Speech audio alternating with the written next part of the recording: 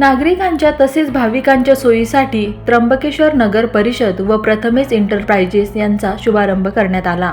नगराध्यक्ष त्रिवेणी तुंगार सोनवणे, उपनगराध्यक्ष वेदिका पाटणकर, नगरसेविका मंजू वारुणसे तसेच जयश्री उजे, पाणी पुरवठा अधिकारी पूर्वा माळी इत्यादी महिला वर्गाने वाहनांची पूजा करून व श्रीफळ वाढवून वॉटर एटीएमचा शुभारंभ केला।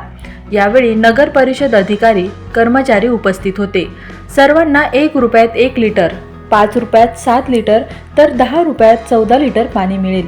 त्र्यंबकेश्वरला दर्शनासाठी व धार्मिक विधीसाठी भाविकांची मोठी गर्दी असते।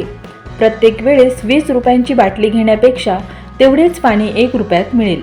तसेच पावसाळ्यात अशुद्ध व गढूळ पाणी येते तर स्थानिक नागरिकांनाही याद्वारे शुद्ध पाणी घेता येईल। दैनिक भ्रमरसाठी प्रतिनिधी सतीश दशपुत्रे।